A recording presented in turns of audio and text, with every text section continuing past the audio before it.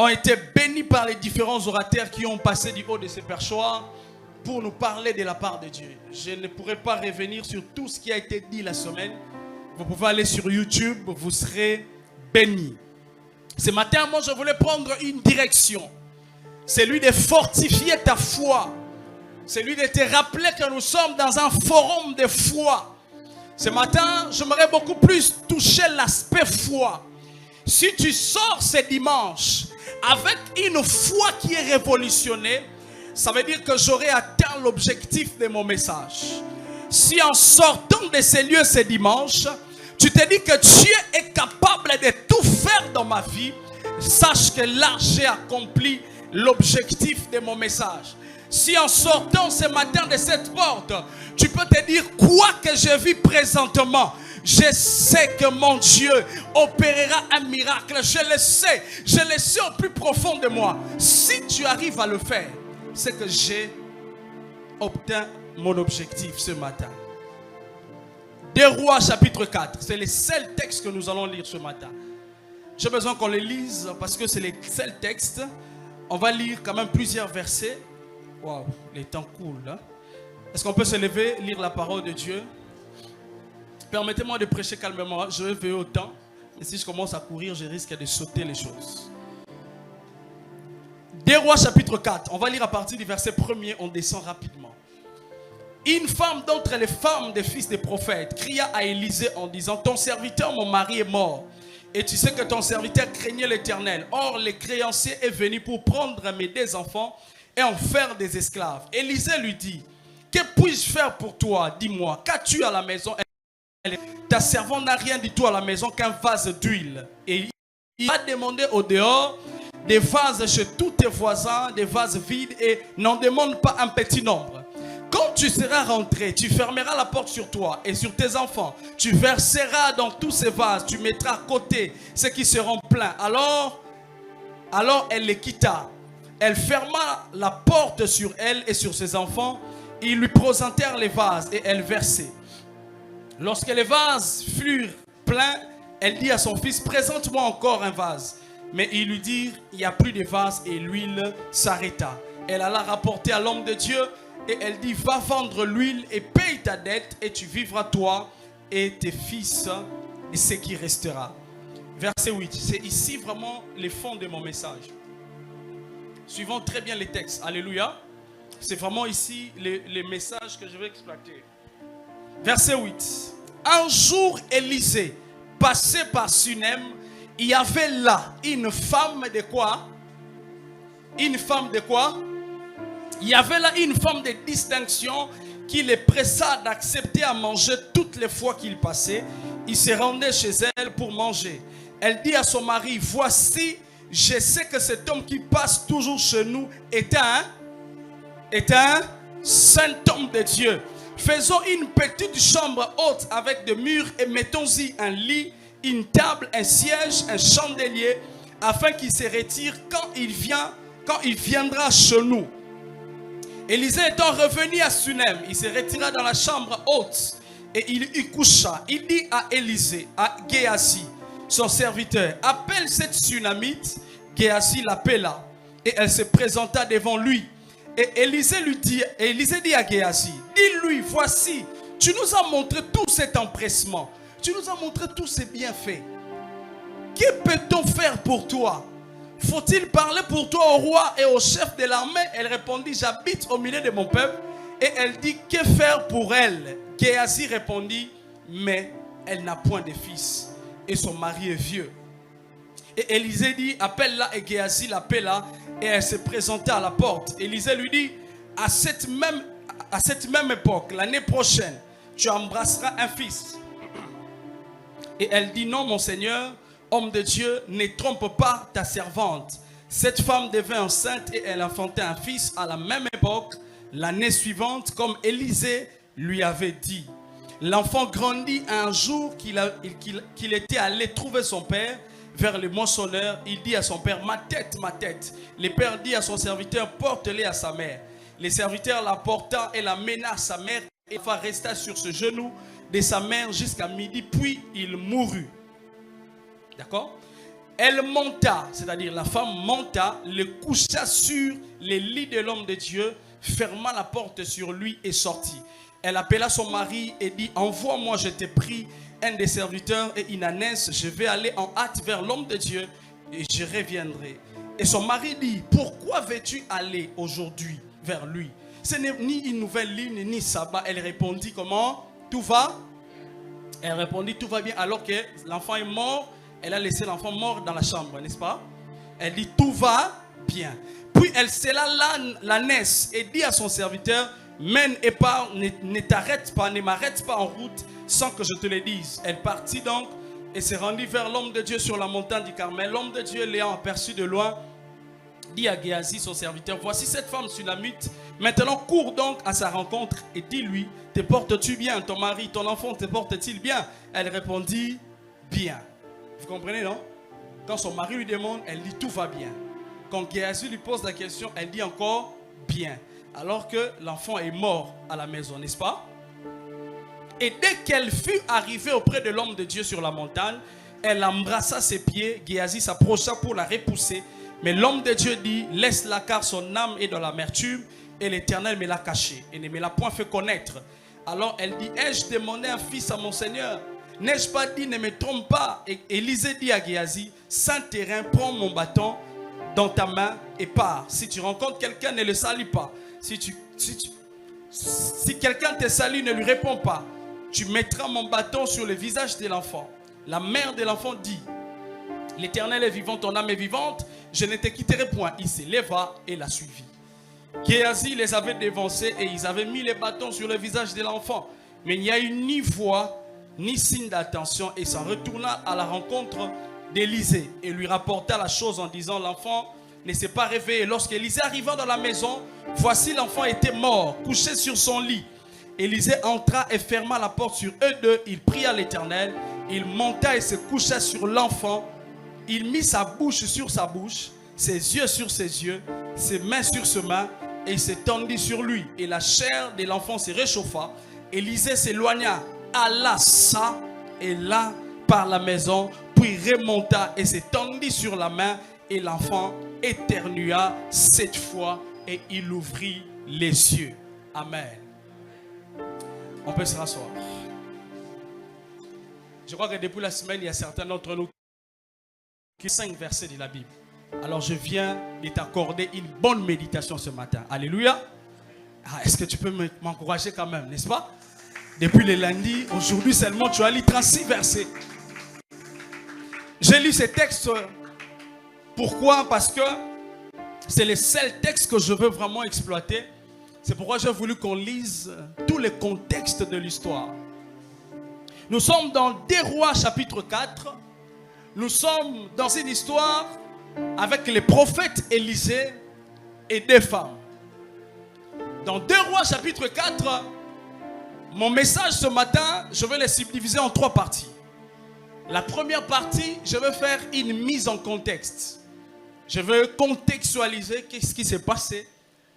Qu'est-ce qui s'est passé à l'époque de cette femme. Je vais tirer quelques observations que nous allons trouver dans la vie de cette femme. La deuxième partie, je vais parler sur la foi de cette femme. Et la troisième partie de mon message, je vais parler sur la foi des choses perdues. Alléluia. Le sous-thème de mon message de ce matin, c'est la foi des choses perdues. Dis à ton frère et à ta soeur, la foi des choses perdues. Dis à ton voisin, la foi des choses perdues. Parlons maintenant de la première partie. L'histoire que nous venons de lire se passe dans le royaume du Nord. Pourquoi j'ai dit le royaume du Nord? Cette histoire se déroule dans une époque où Israël était divisé. Les pays étaient séparés en 2. Cette histoire se passe dans une période où Israël était divisé en 2. Il y avait une partie d'Israël qui comportait 10 tribus. Et il y avait une autre partie qui avait des tribus. Ainsi donc, nous sommes dans un temps où la situation politique à Israël était compliquée. Nous sommes dans un temps où en Israël, il y avait une confusion totale. Qu'est-ce qui a causé cette division au milieu d'Israël? Eh bien, celui qui a causé cette division s'appelle Salomon. Lorsque Dieu a béni Salomon, lorsque Dieu l'a élevé, la Bible dit Salomon au soir de sa vie, Salomon à sa vieillesse, Salomon son cœur s'attacha à des femmes étrangères. Suivez-moi très bien, hein? Alléluia. Suivez-moi très bien. Salomon, lorsqu'il arrive au soir de sa vie, Salomon s'attache à des femmes étrangères. Dieu les avait interdit de ne pas aller chercher des femmes étrangères. Mais lorsque Salomon arrive avec tout l'argent qu'il avait, toute la sagesse, Salomon alla s'attacher à des femmes étrangères. Et qu'est-ce qui s'est passé ensuite? Il s'est passé que ces femmes-là ont corrompu son cœur. Ces femmes ont entraîné le cœur de Salomon vers les dieux idoles. Salomon a abandonné l'Éternel. Salomon a commencé à adorer les dieux idoles. Salomon a commencé à adorer les dieux de Baal, les dieux d'Astarté. Et la Bible dit même que Salomon est arrivé même jusqu'à faire des hauts lieux, des temples de Baal. Alléluia. Salomon arrive même à faire des temples de Baal. L'homme de la sagesse. L'homme, la Bible dit, il n'y avait personne qui avait la sagesse de Salomon. Mais la Bible dit, à la fin de sa vie, Salomon se retrouve être perdu. J'aimerais dire à quelqu'un, il est possible de bien commencer, mais de mal finir.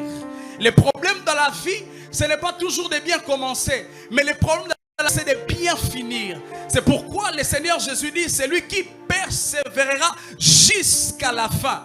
Salomon, l'homme de la sagesse, mais à la fin de sa vie, s'entraîne vers les dieux d'idoles, s'entraîne vers les dieux de Baal. Et Dieu vient dire à Salomon, comme tu as fait cela, sache que le pays sera divisé. Dieu lui dit, je vais diviser le pays, mais je ne le fais pas à ton vivant, parce que j'avais prêté serment. J'avais promis à mon serviteur David, mais je le ferai après toi. Et lorsque Salomon est mort, la Bible dit, les enfants de Salomon qui étaient Roboam et Jéroboam, il y a eu des confusions dans le pays. Et les pays se sont divisés en deux parties. Une autre partie avait pris 2 tribus, une autre partie est restée avec 10 tribus. Et les 10 tribus étaient restées Israël. Les 2 tribus, on appelait ça Juda. C'est pourquoi lorsque vous lisez la Bible, vous allez remarquer qu'à un moment donné dans la Bible, on parle d'Israël, à un moment donné, on parle de Juda. Pourquoi? Parce que les pays étaient divisés. Et Juda avait pour capitale Jérusalem. Alléluia. Ce que je suis en train de dire, c'est très important. Nous sommes un dimanche. Permettez-moi au début d'enseigner un peu, et puis nous allons entrer. Alléluia. Juda avait pour capitale Jérusalem. Et Israël avait pour capitale Samarie. Et qu'est-ce qui se passait? Il s'est passé qu'en Israël, les dieux Baal sont venus remplir le pays. Il y avait eu beaucoup de prophètes de Baal.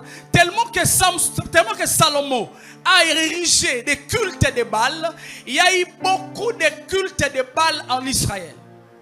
À telle enseigne que le peuple s'était détourné de Dieu. C'est pourquoi vous allez même voir que lorsque Élie, au mont Carmel, se rencontre devant le peuple, Élie leur dit ceci: si l'Éternel est Dieu, allez après lui. Si Baal est Dieu, allez après lui. Pourquoi? Parce qu'il y avait une confusion dans le pays. Tout le monde ne savait pas qui adorer. Il y avait d'autres qui allaient vers Baal, d'autres croyaient encore à l'Éternel. Il y avait une confusion totale. Et cette guerre a même touché la population. Ceux qui étaient de Juda et ceux qui étaient d'Israël, à un certain moment, ils ne s'attendaient pas.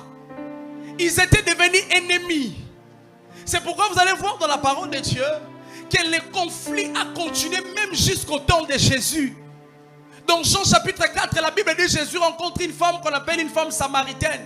Cette femme dit à Jésus: comment toi qui es juif, demandes-tu à moi qui suis samaritaine? Ça veut dire que l'inimitié là a pris des générations. Ça veut dire que l'erreur que Salomon a fait là a détruit le pays.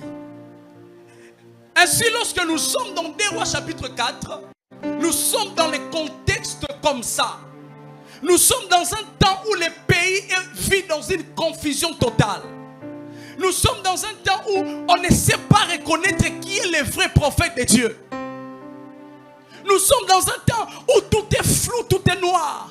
J'aimerais dire à quelqu'un, lorsque je lisais ces textes, je me suis dit, Seigneur, est-ce que ça ne ressemble pas un peu comme aujourd'hui? Aujourd'hui aussi, il y a une confusion dans le monde. Aujourd'hui, dans notre pays, nous ne savons plus reconnaître qui est le vrai serviteur de Dieu et qui ne l'est pas. Parce qu'il y a tellement une confusion. Tout le monde parle de Dieu. Et c'est ce qui s'est passé dans 2 Rois chapitre 4.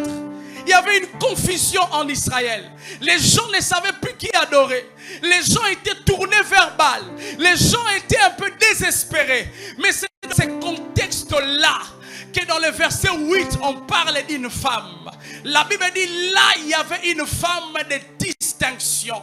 J'aimerais commencer par là, bien-aimé dans le Seigneur. Malgré qu'il y avait une confusion dans le pays, malgré que tout le monde ne savait pas qui allait, mais la Bible déclare, dans cette confusion, il y avait une femme de distinction.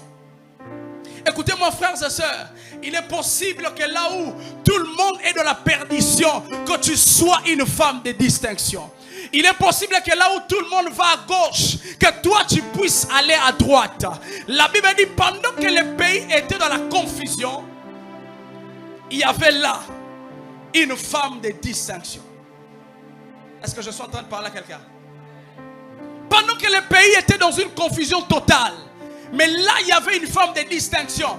Je prie Dieu ce matin, dans la confusion, que Dieu élève une génération de distinction.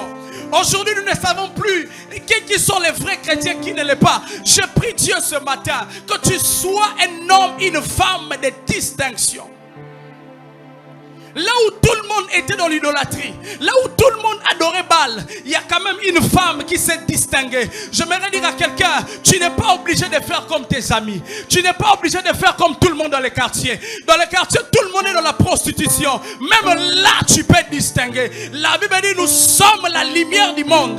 La lumière est claire que dans les ténèbres. La lumière se distingue que là où il y a les noirs.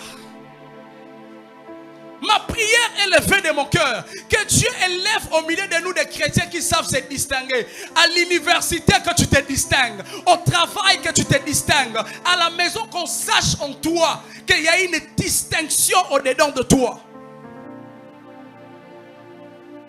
Nous sommes dans un contexte où le pays vit dans la confusion, mais on nous parle d'une femme de distinction. La deuxième observation que je fais liée à cette femme,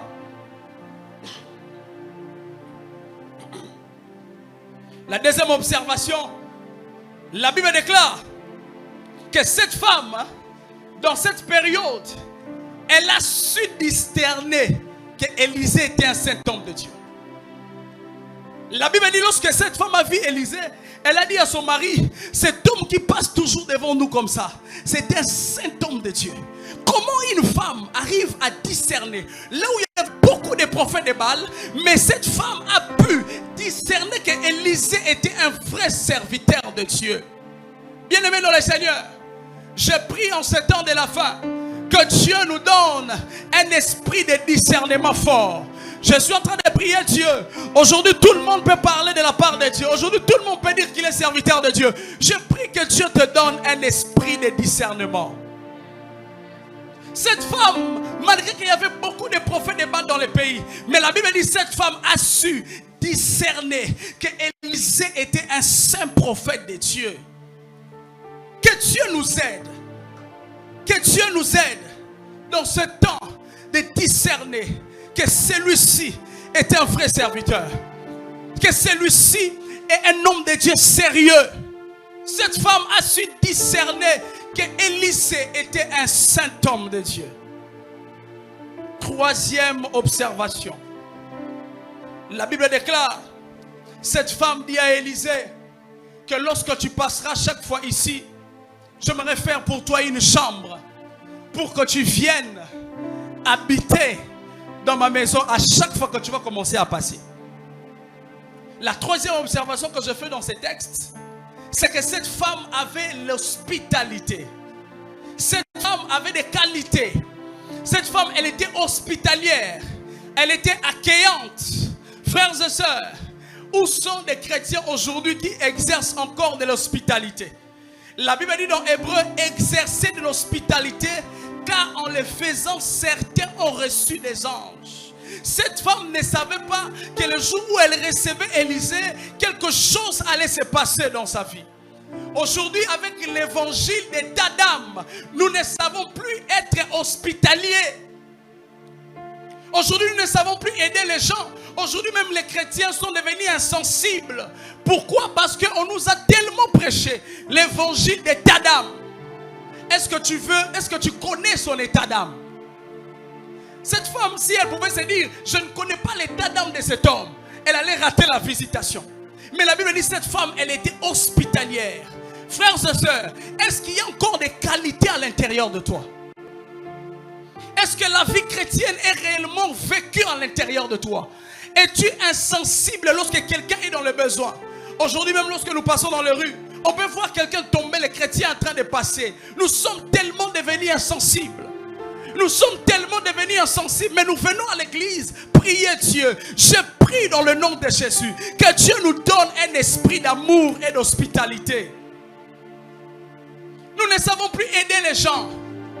Oh non, tu ne connais pas son état d'âme, ici les sorciers. Frères et sœurs, je ne crois pas que le Dieu qui m'a pris de loin, le Dieu qui nous a rachetés, permettra à ce que tu aides quelqu'un et que cette personne te bloque. C'est archi faux, je ne crois pas en ça. La Bible dit la main qui donne, elle est supérieure à celle qui reçoit. On ne peut pas faire du bien à quelqu'un et en retour la personne te bloque. Tu ne peux pas donner l'argent à quelqu'un, il peut aller bloquer. Non, non, l'argent qu'il a reçu peut se transformer en feu s'il veut te bloquer. Exerçons de l'hospitalité. Manifestons de l'amour là où nous vivons. La plupart d'entre nous, nos familles ne viennent pas à l'église. Pourquoi? Parce que même notre comportement de la maison ne prouve pas que nous sommes des chrétiens. Moi, je suis dans une famille catholique. Mes parents sont catholiques. Mais la chrétienté que je vivais faisait en sorte que mon père qui est catholique me croyait en moi. Jusqu'aujourd'hui, mon père m'appelle pasteur. Pourquoi? Parce que nous devons manifester la vie que nous avons reçue de Dieu. Et la Bible déclare, cette femme a fait du bien à Élisée. Cette femme a manifesté de l'hospitalité. La troisième chose, la quatrième chose, la Bible déclare, lorsque Élisée a constaté que cette femme lui a tellement fait du bien, lorsque Élisée a constaté que cette femme l'a reçue à la maison, la Bible dit, Élisée a appelé cette femme. Élisée lui a dit, qu'est-ce que je peux faire pour toi?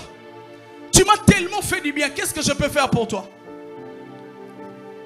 J'aimerais dire à quelqu'un, à chaque fois que nous faisons du bien, Dieu ne reste pas indifférent. À chaque fois que nous manifestons de l'amour, Élisée ne reste pas insensible. Élisée a dit, tu m'as tellement fait du bien, qu'est-ce que je peux faire pour toi? J'aimerais dire à quelqu'un, l'un des moyens de demander à Dieu facilement, c'est de faire du bien aux autres. Lorsque nous faisons du bien aux autres, c'est une forme de prière. Dieu localise directement ton besoin. Écoutez-moi, cette femme n'avait pas demandé à Élisée. Elle a seulement fait du bien. Mais Élisée a localisé un domaine de sa vie qui ne marchait pas. Lorsque nous faisons du bien aux autres, Dieu en retour localise un domaine de ta vie qui manque quelque chose. Et Élisée a dit à Géasi, que peut-on faire pour cette femme? Et Géasi dit, elle n'a pas d'enfant. Le problème avec nous, c'est que nous prions beaucoup, mais nous ne manifestons pas les œuvres. Cette femme a reçu Élisée, et Élisée a fait un miracle. Élisée lui a dit, l'année prochaine, à la même époque, tu embrasseras un fils. Et la Bible déclare, l'année prochaine, à la même époque, cette femme a eu un fils. C'est-à-dire, la prophétie s'est accomplie. La parole de l'Éternel s'est accomplie. Mais bizarrement, lorsque je lis la Bible dit l'enfant grandit. À un moment donné, l'enfant est mort.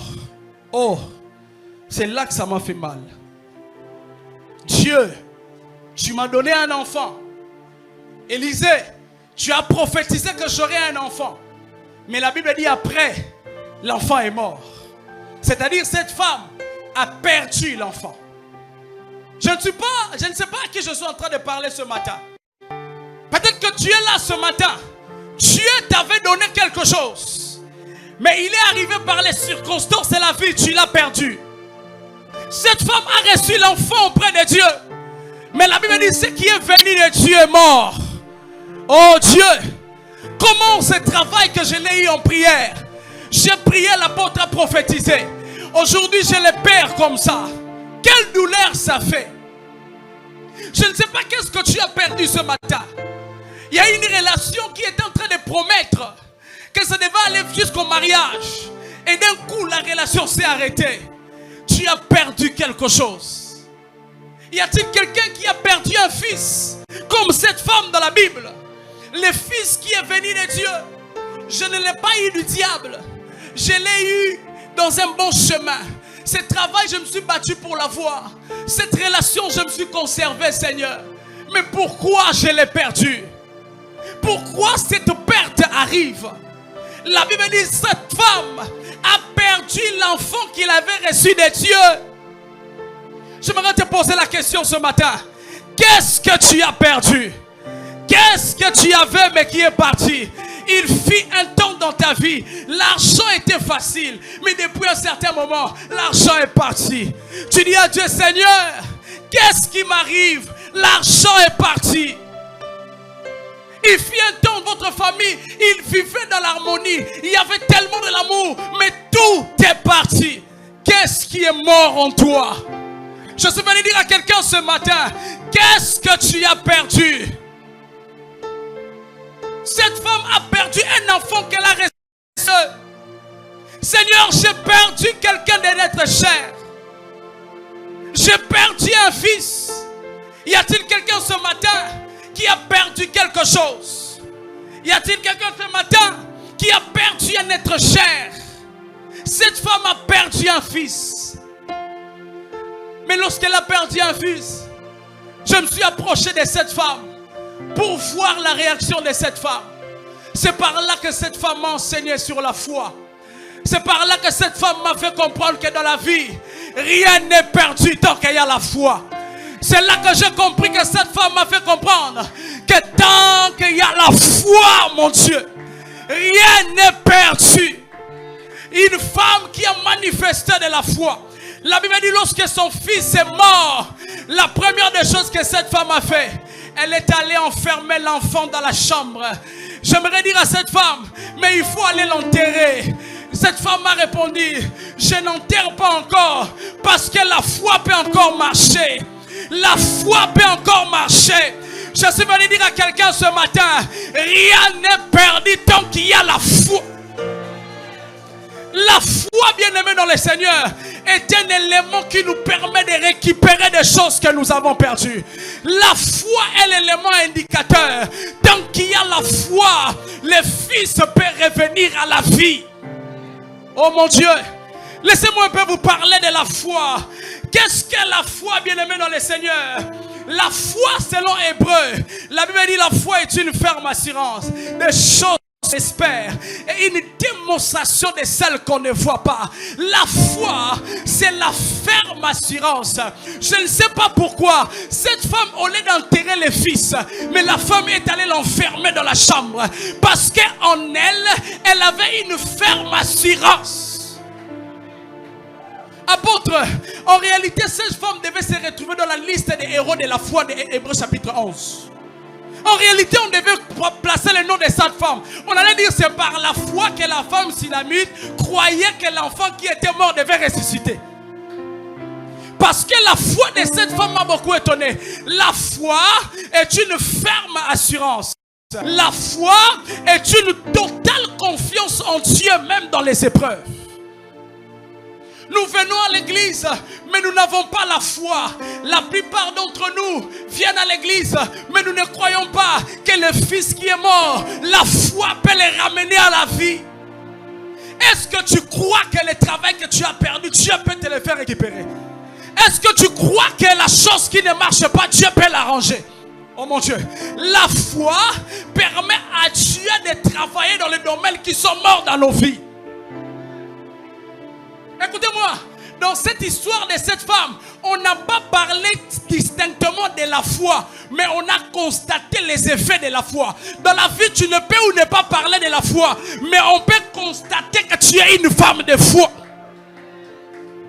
La foi est une certitude et non une tentative. La foi ne tente pas. La foi c'est être sûr. La foi c'est être certain. Je suis venu dire à quelqu'un, la foi est une certitude et la foi n'est pas une tentative. La foi ne tente pas. On a mécanano qu'on essaye d'abord. Non, non. La foi est certaine. La foi est sûre que ce que j'ai dit, c'est ce qui va arriver. La foi est une vision claire de l'invisible. La foi voit clair dans l'invisible. Les hommes peuvent ne rien voir. Mais toi, tu te dis ici, là, derrière ça, je suis en train de voir mon mariage qui arrive au mois d'août. Oh, mais comment tu peux dire ça? Rien ne marche. Tu dis non, j'ai les cieux qui voient clair. Que le Dieu que je prie accordera la situation que je veux. Oh, donne-moi un amen très bien. Je suis en train de dire à quelqu'un que Dieu renouvelle en toi un esprit de foi. La foi est la conscience absolue que l'invisible est réel. Bien-aimé dans le Seigneur, la foi croit à l'invisible. La foi ne croit pas à ce qu'on voit. La foi croit à l'invisible. La foi croit que cette année ici, je peux toucher à telle chose. Et beaucoup d'entre nous à l'église, nous n'avons pas la foi, nous avons que l'espérance. La plupart des chrétiens n'ont pas la foi, mais ils ont l'espérance. Ils mettent toujours des choses au futur. Moi je sais qu'un jour, Dieu s'élèvera pour moi. Cette maladie me quittera un jour. Non, là où l'espérance dit j'aurai, la foi dit j'ai. La foi c'est dans le présent. La foi c'est les cieux spirituels. Lorsque les hommes te font comprendre les réalités, toi tu dis non, c'est par la foi. Est-ce que quelqu'un ce matin peut recevoir cet esprit de foi? Je prie qu'en sortant de ce lieu, que tu sortes comme un fou. Parce que la foi n'est pas différente de la folie. Je pense à un papa qu'on appelle Abraham. Tu as lui dit sors de ta maison, va dans le lieu que je te dirai. Abraham sortait de la maison, papa Abraham la foi ne sait pas là où il marche, mais la foi croit au Dieu des miracles. Je prie Dieu ce matin qu'il renouvelle en nous un esprit de foi. Oh mon Dieu, je prie Dieu ce matin que la foi devienne réelle dans nos vies. Écoutez-moi. La foi a combien de lettres? 3 lettres, n'est-ce pas? 3 lettres, n'est-ce pas? Problème a combien de lettres? Je crois 8 lettres, non? C'est-à-dire que la foi est minoritaire, mais elle peut régler des problèmes majoritaires. Je voudrais dire à quelqu'un, la foi est minoritaire, mais elle règle des problèmes majoritaires. Peu importe la grandeur de tes problèmes, une seule foi peut les régler. Je dis peu importe la grandeur de ta maladie, une foi. Je dis à quelqu'un, peu importe un médecin Maramoloba qui, une foi peut les régler. La foi, c'est la minorité de Dieu qui gagne sur la majorité des hommes. Tu n'as pas besoin d'avoir 2 fois. Tu as juste besoin d'une seule foi. Est-ce que tu crois ce matin que cette maladie peut quitter ton corps aujourd'hui dimanche? Je n'ai pas dit demain, je n'ai pas dit le soir. Maintenant, pendant que je suis en train de parler, que l'onction de la guérison arrive en toi. Est-ce que tu crois ce matin que ton papa peut être guéri? Est-ce que tu crois ce matin que ta maman peut être guérie? Est-ce que tu crois ce matin que le Dieu de la Bible n'est pas un Dieu des livres? C'est un Dieu de la réalité. Les problèmes à l'église, nous ne recevons pas parce que Dieu ne donne pas, mais parce que nous n'avons pas la foi. Ma femme vit avec moi, apôtre. Elle est là, elle est témoin, je suis du haut de la chair. Elle sait comment je suis un homme de foi. Des fois, elle me pose la question, mais on est tout près de la situation. Comment on va faire? Je lui dis, hey, la foi. On arrive le jour où je suis papa, rien ne marche toujours. Elle me dit, mais nous sommes, je lui ai dit, peu importe le jour où nous sommes, ma foi continue à marcher. Les problèmes à l'église l'église, c'est que nous venons prier, mais nous n'avons pas la foi. La Bible dit cette femme, son fils est mort, mais elle est sortie. Elle est allée chercher les prophètes. Je suis venu dire à quelqu'un, peu importe ce que tu as perdu, par la foi, tu peux les récupérer. Oh mon Dieu, est-ce que je peux parler à quelqu'un? Apôtre, en lisant la Bible, je me suis rendu compte que la foi a des dimensions. En lisant la Bible, je me suis rendu compte que la foi a des dimensions. La première dimension de la foi, c'est dans Jean chapitre 1, verset 12. La Bible déclare, à tous ceux qui l'ont reçu, à tous ceux qui croient en son nom, elle a donné le pouvoir de devenir enfant de Dieu.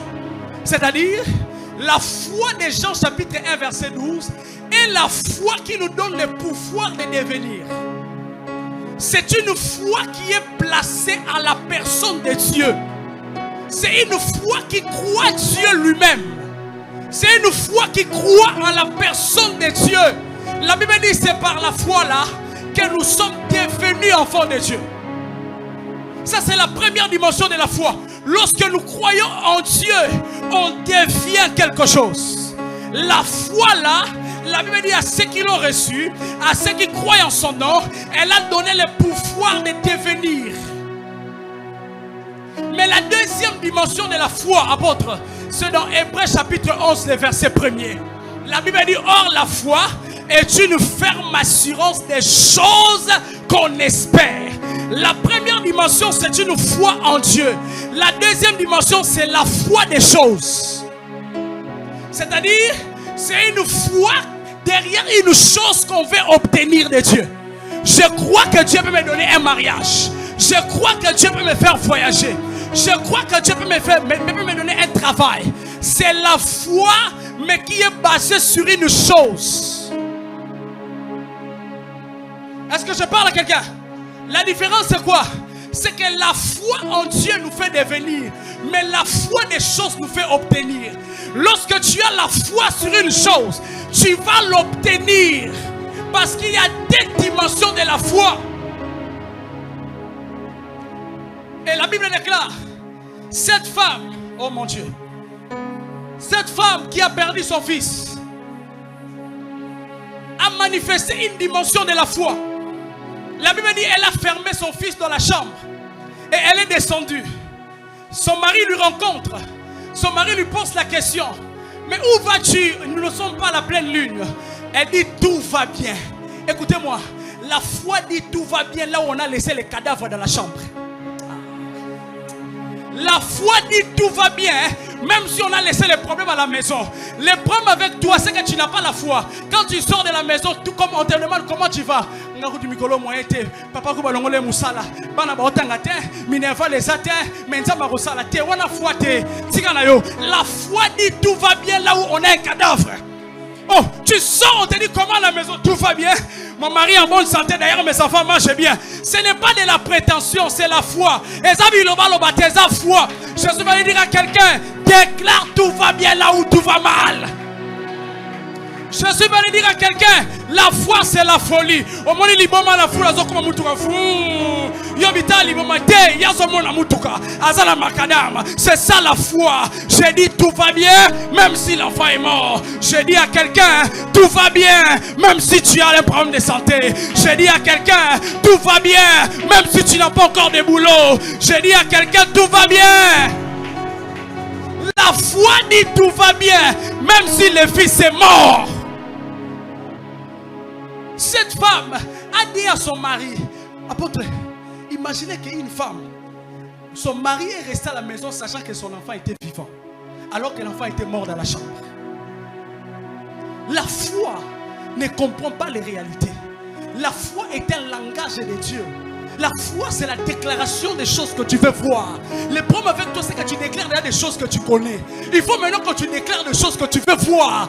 Tu déclares déjà ta maladie, tu es déjà malade. Tu déclares que ça ne va pas, ça ne va pas déjà. On a besoin que tu déclares tout va bien. La foi, c'est déclarer tout va bien là où le cadavre est à la chambre. Tu dois passer par une opération, mais tu dis tout va bien. Tout va bien. C'est la foi de cette femme C'est la foi que j'ai appelée la foi des choses perdues. La foi de cette femme, c'est la foi des choses perdues. Elle quitte la maison. Elle dit à son mari, tout va bien. Tout va bien. Et lorsqu'elle croise Géasi, deuxième personne qu'elle a croisée, elle a croisé Géasi. Géasi lui pose la question, comment tu vas? Elle répond bien. Ça c'est le langage de la foi. J'ai pris ce matin, en sortant de ce lieu, que ton langage change, que ta façon de voir les choses change, que tu ne vois pas les pays. Gouvernement, constitution, ce n'est pas notre problème. Nous ne vivons pas selon la constitution congolaise, mais nous vivons selon les promesses de l'Éternel. Je prie Dieu ce matin que ta vie ne dépende pas de la RDC, mais que ta vie dépende de la foi. Dans 2 Corinthiens chapitre 5, le verset 7, la Bible dit, car nous ne marchons pas par la vue, mais nous marchons par la foi. Que Dieu renouvelle en toi un esprit de foi. Qu'en sortant ce dimanche, que tu crois que Dieu est capable de te donner tout ce que tu cherches. Oh mon Dieu. Et lorsque cette femme croise Géasi, la Bible déclare, cette femme a dit à Géasi, tout va bien. Mais lorsqu'elle croise Élisée, elle vient pleurer vers Élisée. Écoutez-moi, des fois les hommes à qui tu racontes tes problèmes n'ont pas de solutions à te donner. Cette femme a compris que si j'ai dit les problèmes à mon mari, il va simplement me proposer une morgue. Non, comme l'enfant est mort, on doit l'amener à la morgue, soit on doit déjà préparer les dispositifs de deuil, de funéraires. Des fois, quand tu as des problèmes, ne les raconte pas n'importe qui. Sinon, il va t'aider à enterrer l'enfant. Vous comprenez? Hein? C'est-à-dire quand tu racontes tes problèmes à n'importe qui. Donc, les gens qui sont malades, c'est qu'il ne faut pas penser pour une opération. Il faut combien de jours à enterrer moi. C'est pourquoi cette femme a compris que je ne suis pas obligé de dire à mon mari, ni à Géasi. Mais la Bible dit, elle est allée dire à Élisée. Apôtre, Élisée signifie Dieu est sauveur. Elle a préféré dire à Élisée que de dire aux hommes.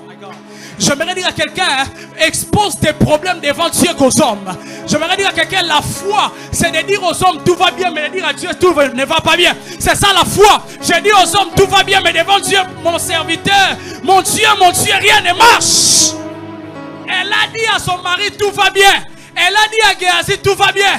Mais devant Dieu sauveur, elle a dit tout ne va pas bien. Je préfère exposer mon cas devant Dieu que l'exposer devant les hommes. La foi c'est exposer ses cas à Dieu. Mais lorsque tu te réveilles, tu te soignes maman, tu mets le make-up, personne ne sait que tout va mal chez toi. Quand on te voit, tu sens bien, tu sens bon. C'est ça la foi. Tu sens bien, tu sens bon, mais au fond tu n'as loyauté. J'ai dit tu sens bien, mais il n'y a pas le foot habité. Tu sens bien, mais tu as mal à l'intérieur de toi. C'est ça la foi. La Bible déclare, elle a dit à Élisée, tout ne va pas bien. Parce que cette femme, elle avait compris. Et regardez ce qui s'est passé, apôtre. Élisée lui dit ceci. Géasi, prends mon bâton. Va avec cette femme. Tu vas aller le mettre sur l'enfant. La Bible déclare, cette femme a dit, l'Éternel est vivant. Et ton âme est vivante. Je ne te quitterai pas. Élisée donne une instruction. Élisée dit à Géasi, prends le bâton. Va avec cette femme. Mais la Bible dit cette femme a refusé. Mais regardez, dans 2 Rois chapitre 4 qu'on vient de lire, on commence par l'histoire d'une femme qui avait épousé un homme. La Bible dit cette femme-là, lorsqu'elle a rencontré Élisée, cette femme-là a dit à Élisée, ton serviteur, mon mari est mort, il nous a laissé avec des dettes. Élisée lui pose la question, qu'est-ce que tu as à la maison? Cette femme-là dit, j'ai que des vases. Élisée lui donne une instruction. Élisée lui dit, va chercher des vases et remplis l'huile. Cette femme a cru à l'instruction, elle est partie, elle a vécu les miracles. Mais la femme de distinction, la femme sunamite, Élisée lui donne des instructions, elle refuse. Pourquoi? Parce que la foi ne fait pas de copier-coller. Ce qui a marché chez l'autre, ça ne veut pas dire que ça va marcher chez moi. Si la femme là a obéi à l'instruction, la femme sunamite savait. C'est pourquoi quand Géasi est arrivé avec le bâton apôtre, on a essayé, l'enfant n'est pas ressuscité. C'est-à-dire cette femme savait que si on a Géasi le bâton, rien ne va marcher. La foi est identique. La foi est personnelle. C'est pourquoi j'aimerais dire à quelqu'un, ne copie pas la foi de quelqu'un. Aie ta propre foi. La foi est personnelle. Oh, quelqu'un ne comprend pas. J'appelle Samson, j'appelle Daniel. La Bible dit dans Juge chapitre 14, Samson un jour a rencontré un lion. La Bible dit Samson, l'esprit l'a saisi, il a pris les lions et il a déchiré. C'est-à-dire, la foi de Samson a permis à Samson de déchirer les lions. Mais lorsqu'il est arrivé à Daniel d'être dans la fosse avec les lions, Daniel a dit, moi je ne suis pas Samson. Moi je n'ai pas la foi de Samson. Daniel n'a pas crasé les lions comme Samson. Mais la Bible dit, Daniel a cru que Dieu était capable de fermer la bouche des lions. J'aimerais dire à quelqu'un, la foi est unique et selon chacun de nous. À chacun sa foi devant le combat. À chacun sa foi devant les épreuves. Ne copie pas la foi de ton frère. Des fois à l'église nous copions la foi des autres. Vous n'avez pas la même conviction. La femme Tsunamite a compris. Moi je ne suis pas cette veuve là. Moi je suis une femme qui a besoin que toi-même que tu viennes. La foi ne fait pas de copier-coller. Je vais aller pour finir. La foi est personnelle.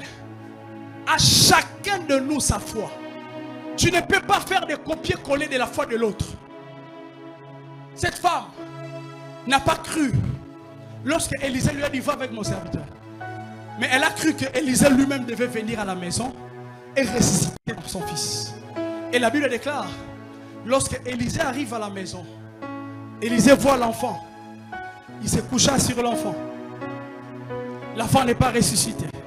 Écoutez-moi. Écoutez très bien. Lorsque tu as la foi, il peut t'arriver que tu exerces la foi, mais ça ne marche pas. Ça ne veut pas dire que tu dois arrêter là. Élisée est venu, on a lu dans les textes. La Bible dit, il s'est mis sur l'enfant, l'enfant s'est réchauffé, mais l'enfant n'est pas ressuscité. Élisée n'a pas dit, bon, Dieu n'a pas fait, c'est fini. L'enfant est parti. Mais la Bible déclare, Élisée est descendu dans la maison. Il a commencé à faire des pas dans la maison, ça et là. Écoutez-moi.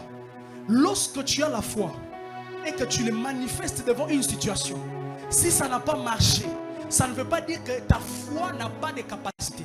Ça veut dire encore, essaye encore. Je suis venu dire à quelqu'un ce matin ici, toi qui as déjà essayé avec la foi, ça n'a pas marché. Dieu m'envoie te dire ce matin, essaye encore. La foi, c'est être convaincu que jusqu'à ce que je verrai les résultats, je vais arrêter. Apôtre, j'ai compris que nous avons la foi pour recevoir de Dieu. Nous croyons que Dieu peut nous donner. Nous avons reçu de Dieu. Lorsque la situation commence à ne pas marcher, nous croyons que Dieu peut l'arranger. Nous croyons que Dieu peut arranger cette situation. Mais lorsque la situation est morte, c'est alors qu'on dit que Dieu a pris. Mais cette femme m'a fait comprendre qu'il existe la foi des choses perdues. Même ce qui est mort. La foi ne s'arrête pas lorsque la situation à laquelle tu pries est mort. Généralement, nous quand on prie pour une chose, lorsque la chose est partie, on se dit c'est fini déjà. Alors que la foi continue de travailler. La foi continue de fonctionner. J'aimerais dire à quelqu'un ce matin, même si tu as essayé une première fois, ça n'a pas marché. Essaye une deuxième fois. Est-ce que je suis en train de parler à quelqu'un? La Bible déclare, Élisée a essayé la première fois, ça n'a pas marché. Et la Bible dit, il est descendu dans la maison. Et il a commencé à faire des pas ça et là. Élisée a commencé à prier. Élisée a commencé à faire des pas. J'aimerais dire à quelqu'un, quelquefois, le langage de la foi se manifeste par ton état d'esprit de prière. Tu sais comment je vais comprendre que tu as un esprit de foi?